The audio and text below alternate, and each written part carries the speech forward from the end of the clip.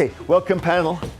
Oh gosh, Storm Bert, which hit over the weekend. If you were affected by it, our phone lines are open now. Do tell us your experiences. 0207 862 2222. 5 people are thought to have died following the so-called multi-hazard storm, which battered great chunks of the UK and Ireland with fierce winds, blizzard conditions and heavy rain. Around 350,000 homes lost power. Some areas saw almost a month's worth of rain in just 48 hours. There are still over 350 flood alerts. Just trying to work out where these pictures are from. This is Pontypridd in Wales. So that's pretty much the worst affected that we heard overnight. Some of the worst flooding here and elsewhere in South Wales. A major incident was declared. Up to 300 properties were flooded. Look at that. Residents here were seen bailing water out of their homes after the River Taff burst its banks. Then you've got, I think someone drove down this and then accidentally then sort of the tidal wave from behind their vehicle then went into all the shops, which didn't help. Look at this, Andrea, it's terrible. It's heartbreaking watching it, trying to imagine being in that position, actually, Jeremy. Yeah, what do you think, Nelufar? I'm just aghast. I mean, I was mildly affected by the trains going down yesterday. A normal journey that would take me from Birmingham to London took me 4.5 hours, but that's the least of what people are having to deal with. I just think the level of disruption, the sheer scale and the ramifications in the next few months of people. See, we watch these pictures today and we might see them tomorrow and they might even go as far as the end of the week. But the true consequences of the storm will bear out over the coming months. Their Christmases are affected, everything Absolutely. In the next few months. Yeah, there was travel chaos. At least 200 flights were cancelled in Heathrow alone. Some rail services won't be back up and running till Friday. And you had your travel misery, but others have, as you say, Nelufar, suffered even worse. We can speak to Enrico Orsi, who battled to save his Zucco cafe and juice bar from flooding in Pontypridd. How's it looking there, Enrico? Hi, morning, Jeremy.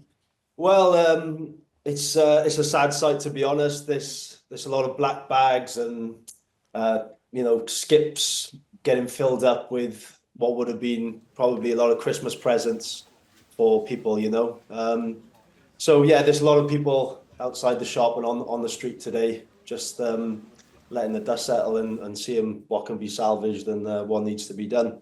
We just saw pictures of, here we go. This is, I don't know if this is inside your cafe yesterday. So that's right, yeah. So do you have a basement there, by the way? Yeah. You do? So I just about managed to get the flood defences in time. I got to work at about 7:30 and within about half an hour, 45 minutes, the water levels had risen rapidly. But the problem was that I put my flood defences in upside down. So they were leaking, but we managed to quell it. And thankfully, my shop is essentially unaffected, but the other streets or the other businesses on the street are completely devastated, unfortunately. Now, I've got this video of a 4x4, which I mentioned, which was driving through the water. We can have a look at this. That was infuriating for you, Enrico. Yeah, well, that was when it was at its peak, really. I had my mum and dad here. There were customers here. We were doing everything we could to keep the water at bay. We gave this driver who we heard coming down the street fair warning to slow down. We were all shouting, and obviously he was going out for a splash with his snorkel exhaust and just completely ignored us. So yeah, that was really disappointing. The main part about yesterday was the positive side of things, which was how the community came together to help out. We had so many people down here offering help, just asking what can they do, bringing sandbags down, just doing everything they could to help the businesses. So yeah, that was a really amazing part about yesterday. We've got some pictures, I think, of other shops on your street, Enrico, that were really devastated and maybe didn't have the defences that you happily got into place. So, the bookshop, just trashed, isn't it? And of course, yeah, paper and water are not a good combination, so that'll all have to go. Yeah. It must be very emotional scenes, Enrico, yesterday. It was, yeah. It was, when it's books, it just seems even sadder, I think. But yeah, it was really emotional for a lot of people. But as I just said, the community coming together, that actually kept us going throughout the day, just to get what we needed to do done. But obviously Christmas time is a crucial time for a lot of retail businesses like bookshops. So yeah, it's devastating. Thank you very much. All the best to you and all your fellow shopkeepers there. Thank you, Enrico. His cafe reminds me, yesterday I did something in my local high street and I went down and I had half an hour to kill and I sat in a cafe just like his. And this was in West London, but somehow the wind was getting sort of almost funneled into these quite tight spaces. And I became aware that outside, I was the only customer in the cafe, that the other two staff had gone outside because they had their awning had broken. So they'd had it out and they couldn't pull it back in. And so one of the arms so the awning was there, but the arm was hanging down and it was just going like that. And the two of them were hanging onto it and they were going like that as well. And they were standing on chairs to grab it. So I then ran out and I got a chair and I stood and then another guy, and before there were 8 of us maximum and we were holding onto this awning because we thought this thing is going to be like a sail. Exactly. It could blow away and kill, literally it was so heavy. And every time the wind took it, we were all just jumped into the air. So dangerous. I mean, in the end, we sort of almost folded it away, but it was not a happy situation. Yeah. Everyone was having the journey that I was on, I was speaking to a mother, the same age as me, 36, 2 children, and they were somewhere at the borders and they had to go up to Edinburgh to then come down to Rugby to get to Buckinghamshire. No. They've been on the train since 9:30 a.m. and it got a bit hairy, got a bit frazzled on the train. Tempers were running high and people were kind of asking her to move. I think moments like this can raise the best and the worst in us, and some of that was on display last night. I think trains in storms are really problematic, aren't they? Because they can often stop for hours. Yes, absolutely. And they trap everyone. You've got no alternative.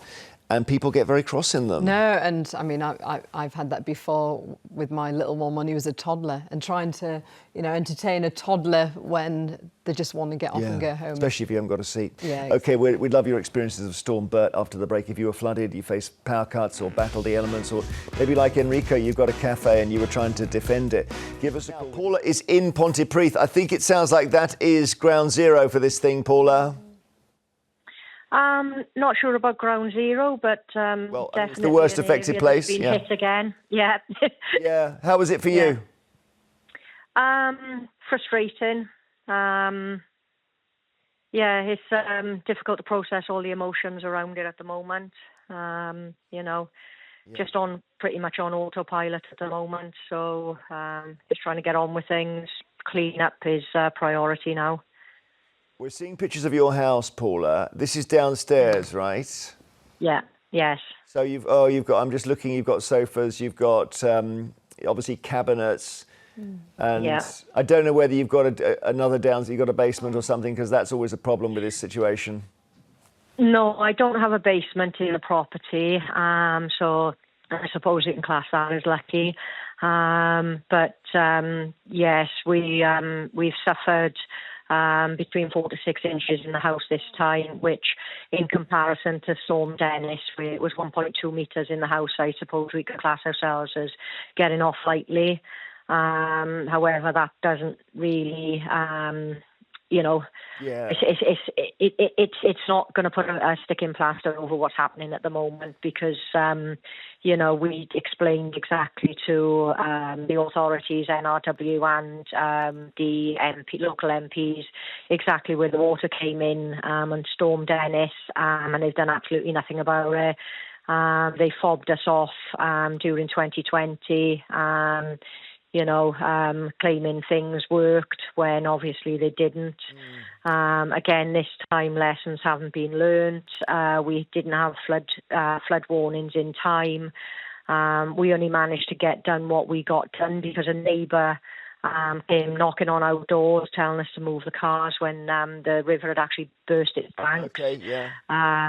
Help me understand. Forgive me, Paul, for interrupting. Storm Dennis was how long? 3 years ago?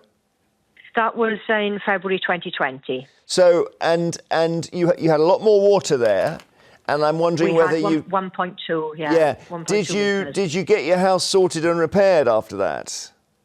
Yes, we went into COVID about, I think it was about a month after Storm Dennis had actually happened. And at that point, we'd actually lost everything downstairs, kitchen, living room items, everything. We'd only managed to save the main personal things in 2020. So we actually lost pretty much everything. Okay. This time, because it was daytime, I think that helped. We were able to get a lot more sort of hands to the pump, where, we had friends turning up from everywhere coming in. They were helping us move everything upstairs, helping us, with buckets out the front. We had a friend and my nephew were running around trying to get hold of submersible pumps for us. So we managed to stay on top of it this time. Right. So, the 4 to 6 inches that came in were because we were proactively, All right. getting it sorted ourselves. Thank you, Paula, so much, and good luck getting it all cleared up. Wow, it's awful to think of that. They get their house repaired and then it happens again. I'm really sorry to hear it. There's so little that we can say when something like that's happened to you. I had a travel disruption. My God, it's nothing compared to. And this is the thing. At a time like this, we have to be careful that we don't fall into these silos of, well, it was fine for me, it was just a difficult journey. Whereas for other people, like what you've just said, Paul, it's been devastating. Also, I think maybe you get to a point where once you've been flooded twice, you can't ever sell your house, really. Oh, no. And also, a home insurance must have really gone through the roof. Remortgaging, all that. Isn't it? This is It's heartbreaking to think. I love my home. You was talking about your home earlier backstage, etc., and your first Christmas together. And, you put your heart and soul into your home, and to see that happen, it's devastating.